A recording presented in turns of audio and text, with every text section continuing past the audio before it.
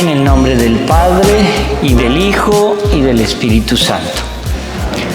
Vamos a pedir al Espíritu Santo su presencia entre nosotros para que al hablar de su palabra, de la palabra de salvación, seamos colmados de gracia y mucha sabiduría para hablar y para escuchar y para entender. Amén. Hoy he elegido un tema que yo creo que les gusta mucho. Uno, ¿qué hacer con los moribundos? ¿Cómo podemos ayudar a un moribundo? Dos, ¿cómo podemos ayudar a las almas? Y tres, ¿qué hacer en el momento de la muerte? Creo que el tema les gusta, ¿no? La muerte. Vamos a ver, yo para esto he recogido como diferentes cosas, tanto del canon de la Iglesia Católica como de este librito que se llama Catecismo de la Iglesia Católica. La Iglesia Católica, Apostólica y Romana, la única que Jesús fundó. ¿No hay más? Entonces, vamos a hacer como un desglose. Primero, vamos a hablar de cómo ayudar a un moribundo. Ustedes saben, yo soy capellán de Catholic Hospice. Mi función es ir dando la unción de los enfermos a los que ya van a morir, ¿cierto? Les tengo una mala noticia. Todos los que estamos aquí nos vamos a morir. Y les tengo una buena noticia. Les voy a dar los secretos para vivir en la vida eterna con el Señor. ¿Sí ve? Es tan fácil. Había una cosa que en España lo llamaban las verdades de perogrullo. Las verdades de perogrullo es como decir, es mejor estar sano que estar enfermo. Es mejor que yo me case bien o que no me case. Verdades de perogrullo. Entonces, ¿Verónica del Valle no ha llegado? ¿No? Cuando llegue le pueden decir que se calle. Bueno, hoy vamos a hacer esto de una manera muy... Trato de sacar de esos textos densos de teología y ponerlo en un lenguaje normal. La Iglesia Católica tiene algo muy lindo que lo ha tenido desde hace cientos de años: colegios y universidades. Una de las cosas que más nos acompaña a nosotros en los colegios es la catequesis. La catequesis es enseñarle al niño en qué consiste nuestra iglesia. Eso es todo. ¿Cuáles son las ventajas de la iglesia? ¿Cómo vas a aprender a desarrollar los sacramentos? Pero la experiencia también nos dice que ese niño que está aquí en el altar sirviendo de monaguillo y que está apasionado por servir de monaguillo, cuando llegan a los 13, 14, 15 años ya no quieren ser monaguillos. Les da cierta vergüenza que los vean como rezando cuando ellos quieren entrar en el mundo. Y por mucha educación católica que tú le hayas dado, el adolescente ya sabe más que tú. Él se cree, ¿se acuerdan como yo defino siempre adolescencia? Bueno, yo no, el latín. Adolescencia, adolesco de inteligencia. Pero el egoísmo en el adolescente es el egoísmo más irracional que hay, porque el adolescente cree saberlo todo y cree que todo se lo merece. Todos hemos tenido hijos adolescentes y lo entendemos. Bueno, yo no, pero he tenido hijos espirituales adolescentes. Entonces, cuando el chico o la chica llegan a la universidad, empieza ya el movimiento del ateísmo. Me vuelvo gnóstico, creo en las cucarachas verdes, le pongo la fe a un pedazo de piedra, cosas así, porque viene alguien que habla muy elocuentemente y yo le como cuento. Porque como nunca le puse atención a la maestra que me estaba enseñando que era un sacramento, no conozco mi iglesia. Y como no conozco mi iglesia, pues nunca me enamoré de ella.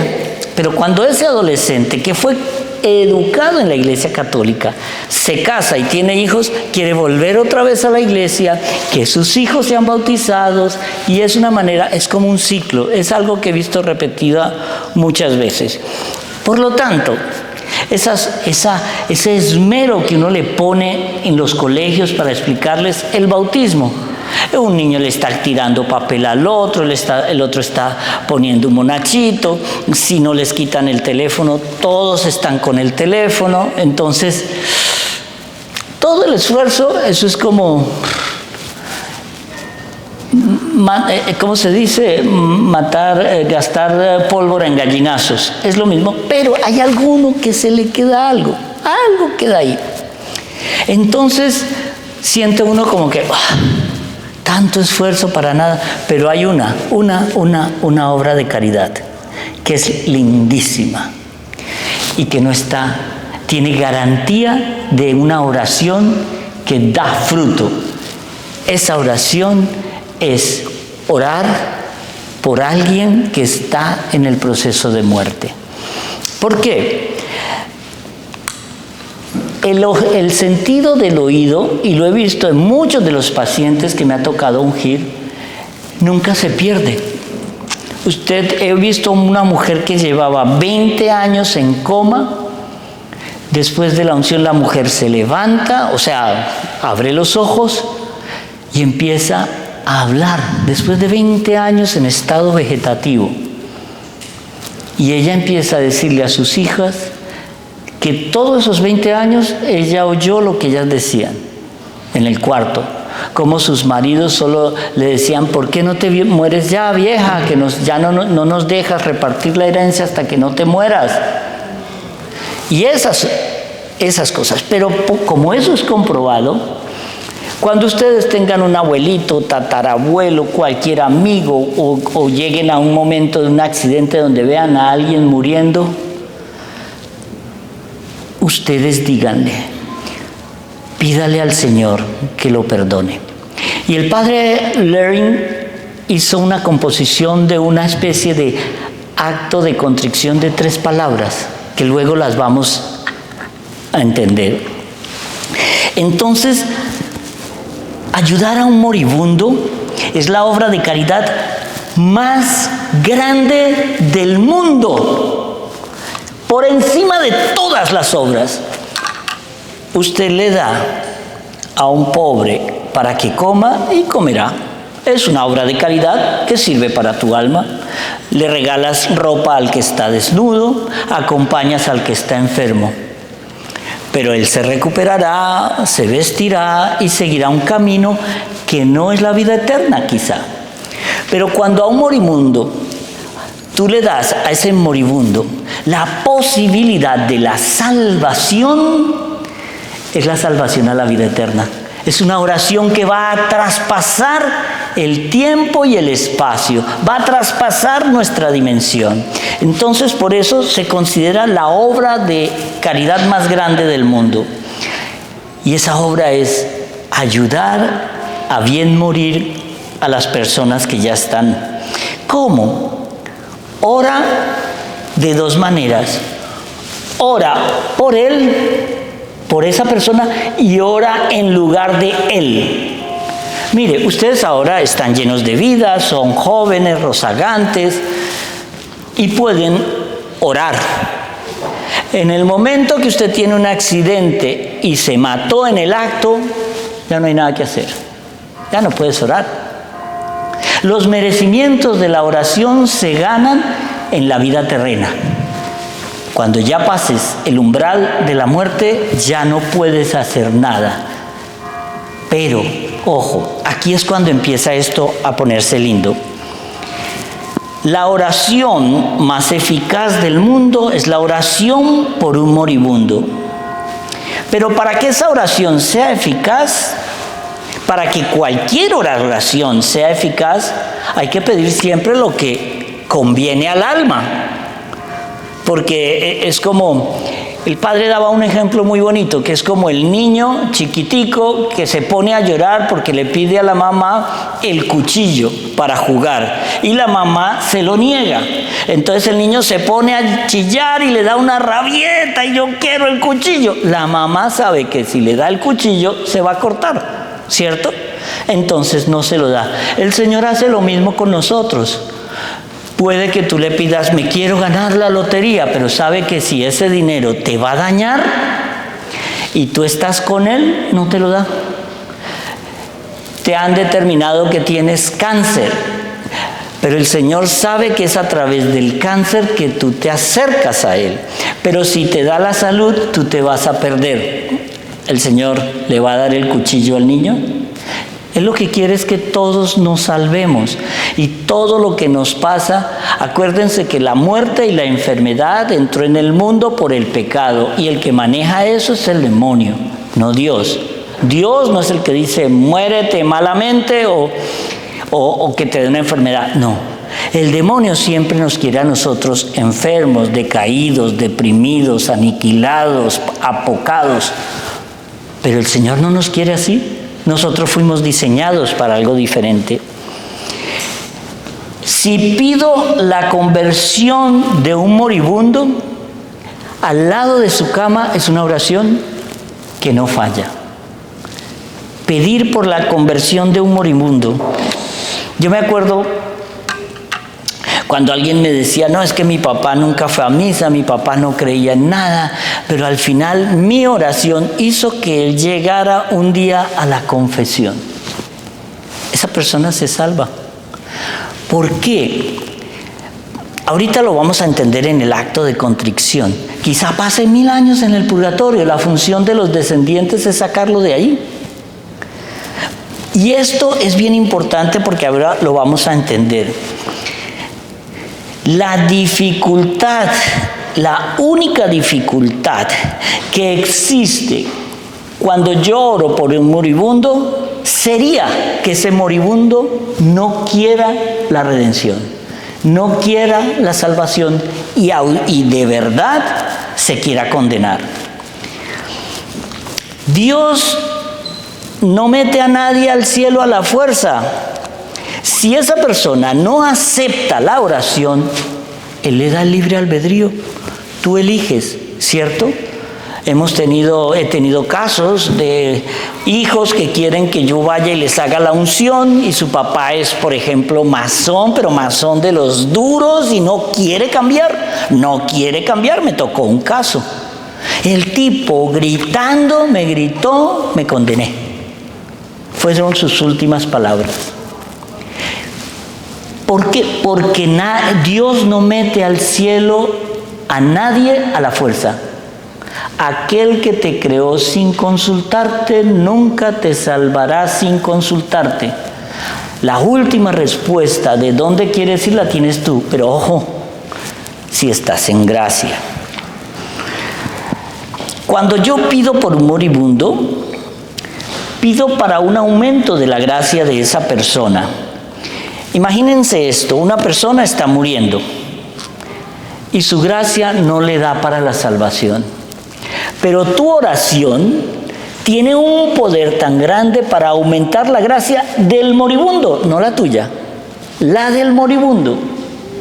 Esto es algo que no lo sabíamos, no lo entendíamos, pero está en el catecismo. Pero como puedo apostar una cena en Joyce Stonecraft a que nadie se ha leído el catecismo aquí. ¿Sí ve? Nadie quiso comer. No, eso así es, leer la portada no es leer el catecismo. Entonces, al recibir la gracia, esa persona moribunda se puede arrepentir aunque no te responda porque está oyendo. Por eso cuando yo me acerco siempre a los moribundos, un 90% de las personas que me llaman a que unja a un familiar cometen un error. Me llaman el último día cuando él ya va a morir. Y no me llaman 2 años antes, cuando le han detectado ese cáncer y le han dicho, mire, usted va a vivir 6 meses. Pero mentiras, termina viviendo 2 años.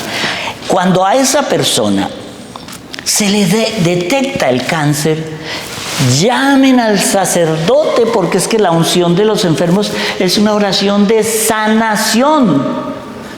A mí me da risa cuando yo voy a las unidades de cuidados intensivos y de pronto me llaman para el cuarto 4 y me veo a alguien caminando por ahí y me dice, ay padre, ¿usted puede hacerle la unción a mi mamá? Claro, yo voy a entrar. No, mija, yo no me voy a morir, yo no, llévese al cura. Al contrario, la sanación, la oración es de sanación, no de si te pongo los santos solos ya te has muerto, no. Entonces, hay una oración que la mayoría de los sacerdotes hacemos, lo que se llama oración en secreto. Cuando viene la elevación, uno puede ser humildemente un egoísta, pero humildemente, ¿no? Entonces, en esa elevación uno dice, Señor, por mi salvación eterna, porque es que caer es muy fácil y a nosotros somos mucho más atacados por todo tipo de demonios. Los que no se le imaginan ustedes, ahí está. El demonio de la pereza, de la ira, el demonio de la lujuria, todo.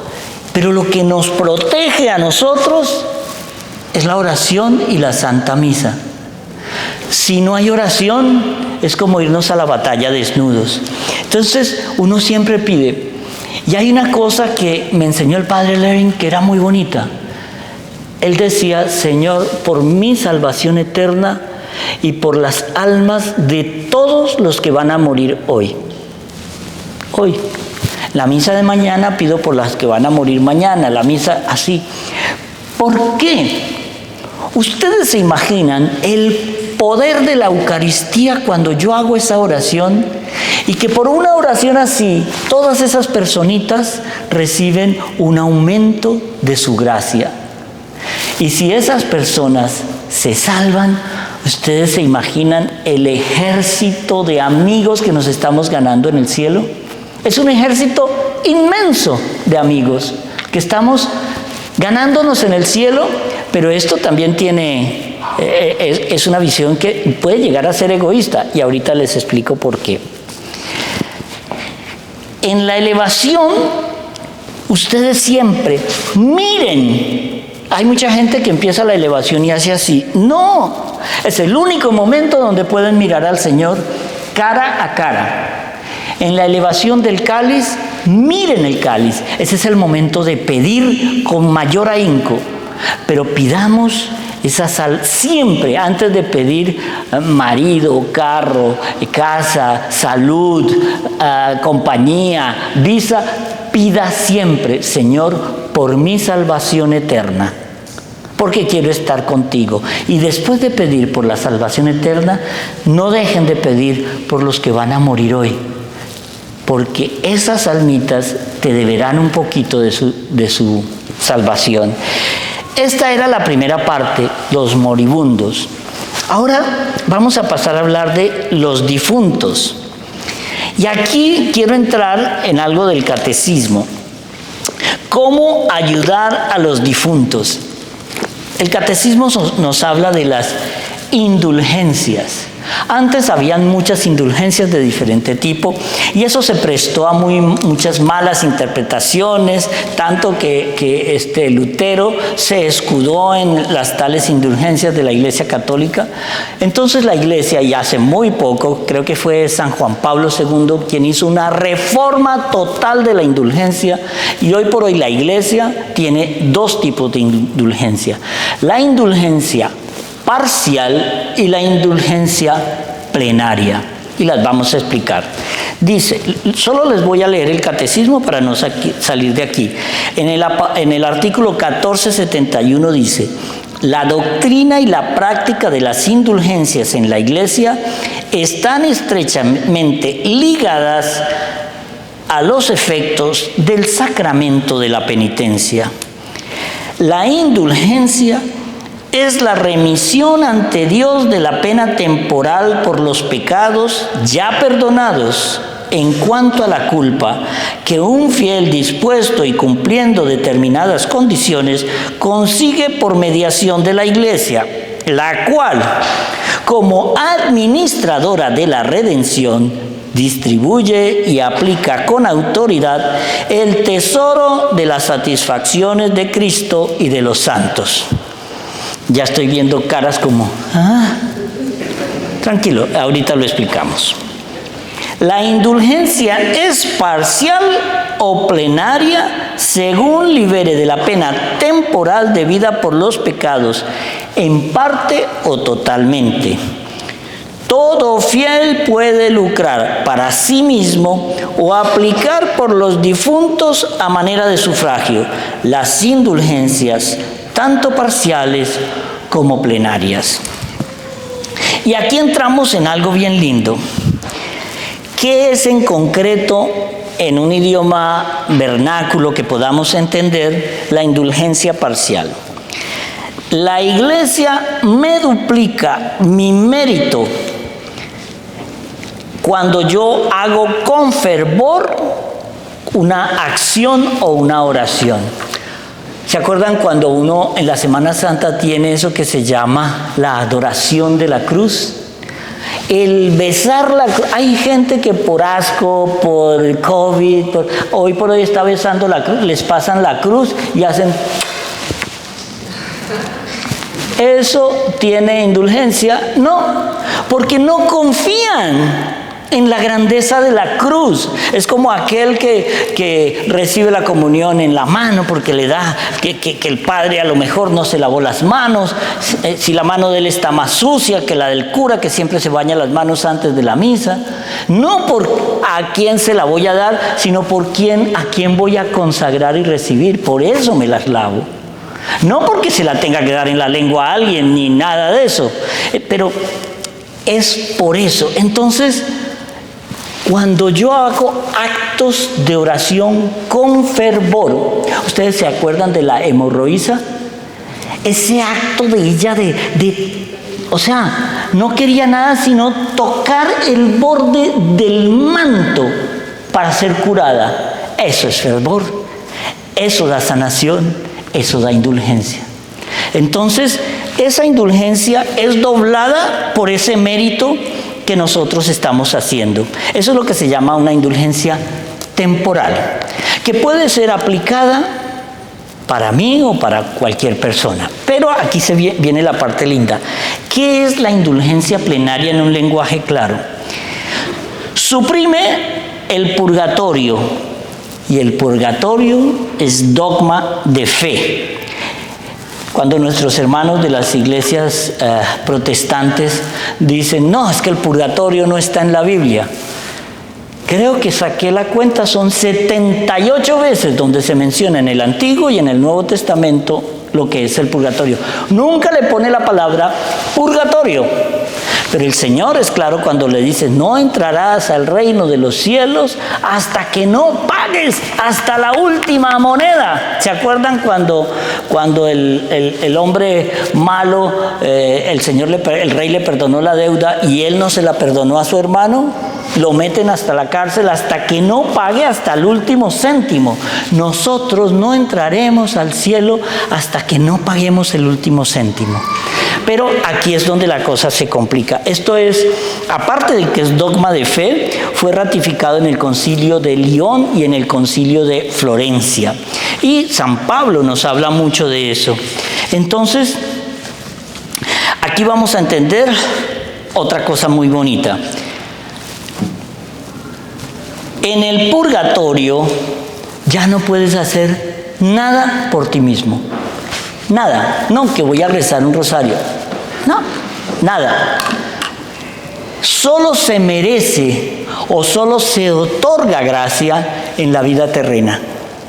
En esta vida es la única. Por eso yo siempre le digo a la gente, mire, en las completas que hacemos nosotros los religiosos, siempre termina la última oración con la que nosotros estamos cerrando completa es, Señor, regálanos una santa muerte. Es bien importante entender esto y ahorita lo vamos a aclarar, porque dice, Solo en la vida terrena se puede alcanzar la gracia en esta especie de meritocracia. Pero para ellos es algo bien importante. Mire, ¿qué hace el pecado mortal? Nos mata el alma. Lo voy a explicar de esta manera. Usted está casada y ha cometido adulterio, pero nunca lo ha confesado, nunca. Confesó todo lo otro, 30,000 cosas, pero nunca confesó un adulterio. Pero padre, eso fue hace 45 años. Con mayor razón, usted lleva comulgando indignamente 45 años porque ha comulgado con un pecado mortal. Porque le da pena hablarle al sacerdote de eso, porque él considera que el sacerdote es mucho más pecador que usted, porque usted cree que ya eso el Señor lo asumió, que usted se lo confesó una vez que estaba maquillándose o en el carro. No, todo lo que confesares con la boca te será perdonado. Biblia, Isaías. Entonces, ¿qué pasa? Eso es como tú tienes un accidente, ¿cierto? Y te metes una cicatriz brutal en la cara. Y ese accidente te salvaste, pero te queda esa cicatriz. El doctor te cosió, pero está la cicatriz. Y si eres una mujer bonita, con mayor razón, te mandas a hacer una cirugía plástica. Pues la indulgencia es la cirugía plástica del alma. ¿Por qué? Porque cuando yo voy al confesionario y confesé mi pecado mortal, fui perdonado. Pero todo pecado, ya sea mortal o venial, requiere una reparación. Todo. No importa. De toda palabra que digas, de toda cosa que hagas y cosas buenas que dejes de hacer, tendrás que dar cuenta el día del juicio. ¿Por qué los curas nos confesamos cada 8 días o tratamos de hacerlo? Porque es que si yo me acuerdo de un pecado cuando yo tenía 7 años, que me robé un borrador de un compañerito, lo confieso. Yo no quiero. El mandamiento es no robar. Total, es un pecado mortal. Si usted rompe un mandamiento, es mortal. No es... De nuevo, yo lo repito mucho para que se le quede a la gente. Es una mentirilla piadosa. No existe. Existe la mentira. No mentir, punto. Ahí no dice no mentir si es que. Entonces, en la indulgencia plenaria vamos a tener otros factores. Hay algo que nos enseña la oración en la indulgencia plenaria. Yo la puedo aplicar por mí o por otros. Miren esto. Si yo me dice, por ejemplo, el año entrante va a haber indulgencia plenaria en algunas basílicas, sobre todo en la de San Pedro, porque se abre la puerta santa que se abre cada 25 años. Yo tuve la fortuna de estar en el año 2000 en la apertura de la puerta santa del Vaticano, de la Basílica de San Pedro, en el año 2000 con el Papa San Juan Pablo II. Pero este año 2025 va a haber otra indulgencia plenaria para todo aquel que atraviese. Pero no es solamente el símbolo de atravesar la puerta, es estar en gracia, haberse confesado 8 días antes o 8 días después y comulgar ese día. ¿Cierto? No es solamente, ay, atravesé la puerta, ya me perdonaron todo. No. Pero aquí ocurre un factor bien interesante y es el siguiente. Si yo no estoy en gracia, porque no he confesado algún pecado, no confesarlo si es que se me olvidó es una cosa, pero no confesarlo sabiendo que es un pecado, dice el catecismo, eso es lo que llama una especie de los pecados perdonados nunca te pueden separar del apego desordenado. ¿Qué quiere decir esto del apego desordenado? Eres una mujer, vas a misa todos los domingos y ¡pum!, caes con el vecino, ¿cierto? Y tú vas y te confiesas todo y luego a los 8 días, ¡pum!, vuelves a caer con el vecino. Pero vuelves y te confiesas y ¡pum!, vuelves a caer con el vecino. Eso es un apego desordenado. Me pego de ese pecado y me pego de ese pecado. Pero el día que te toca recibir la indulgencia, vas, pero no te sirve para ti. Si tú te la aplicas a ti, no opera, porque el pecado está vivo. Pero si la puedes aplicar a tus papás que ya murieron, a tus abuelos, a tus amigos, la puedes aplicar para otros. ¿Por qué? Porque esa oración ante Dios opera.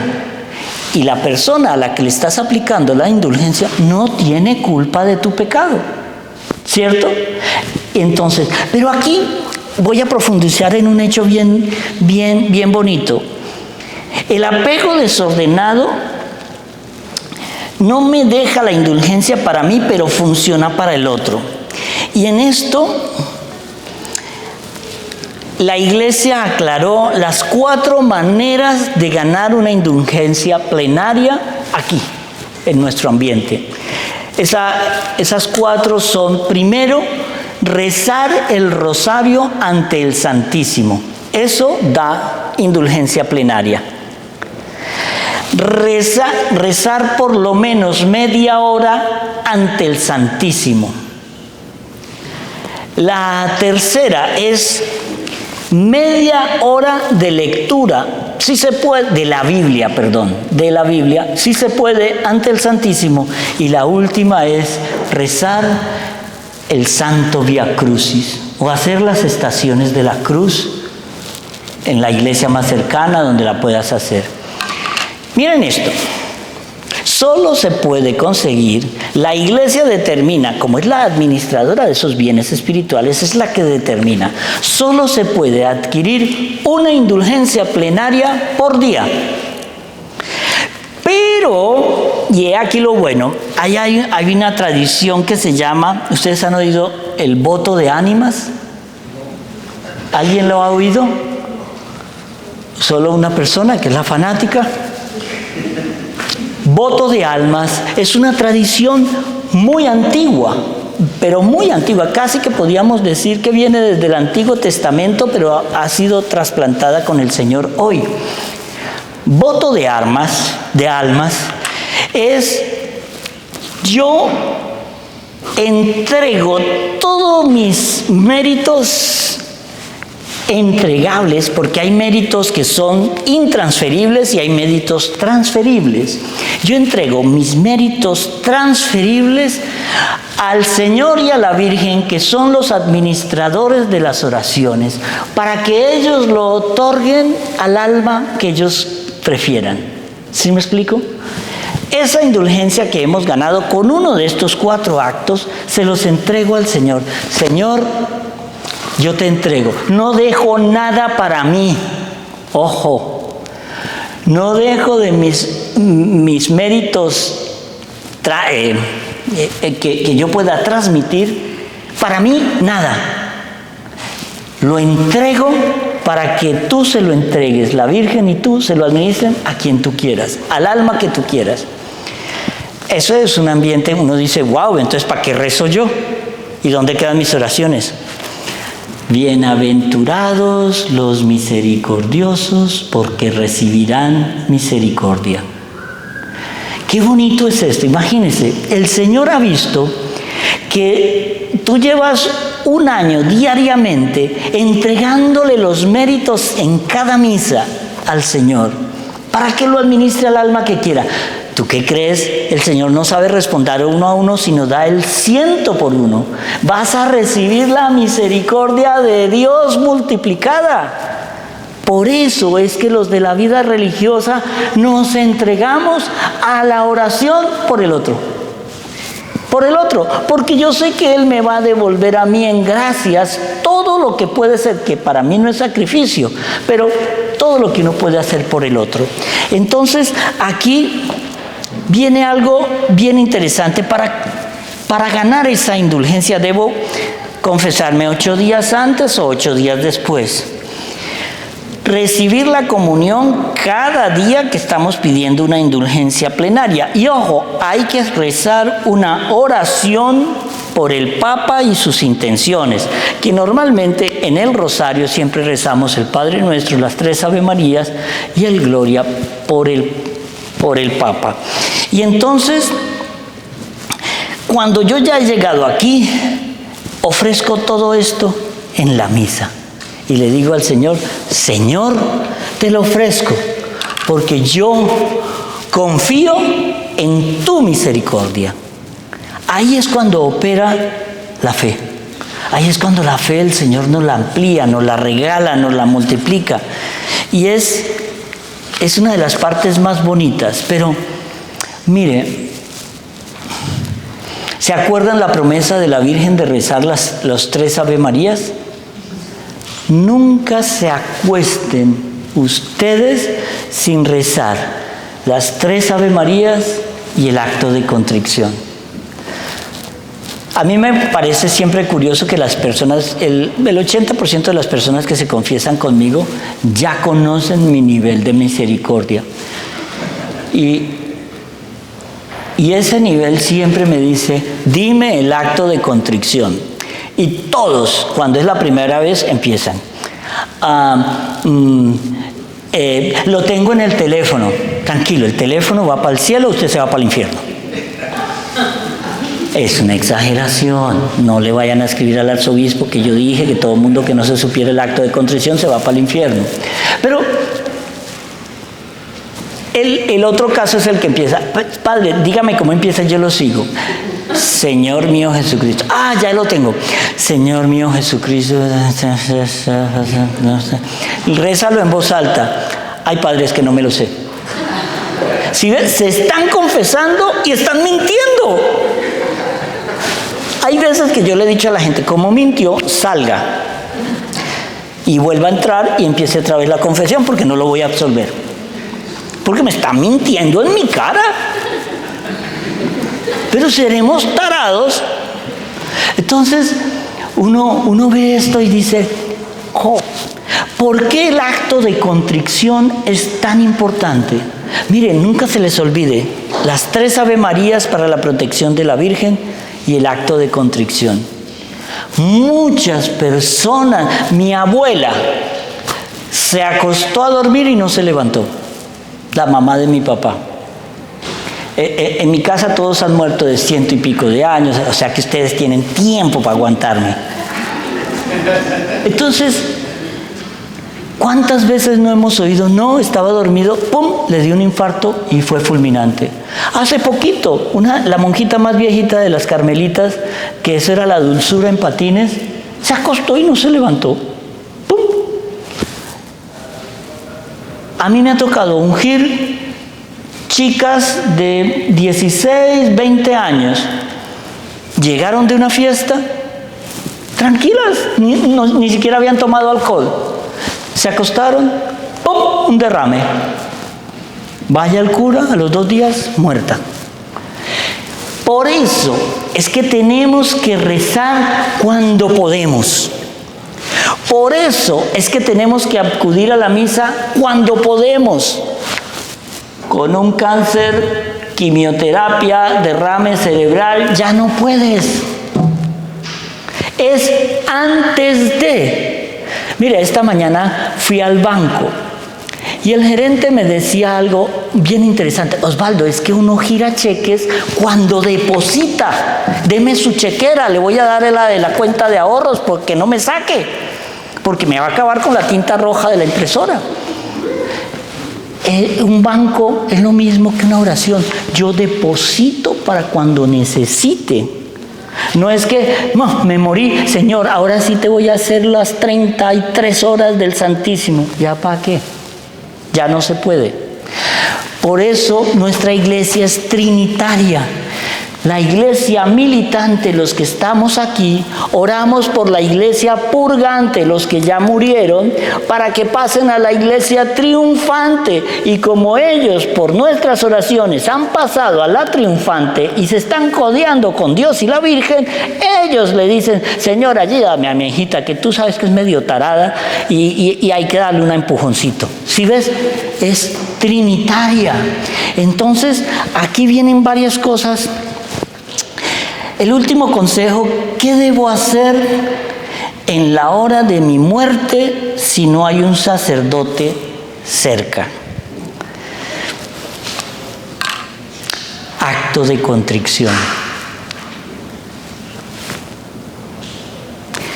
Solo orando el acto de contrición se puede manifestar la gloria del Señor. Y el Padre Lane decía algo bien lindo. Él compuso una oración para momentos de emergencia, que es el acto de contrición más corto que yo he conocido. 3 palabras.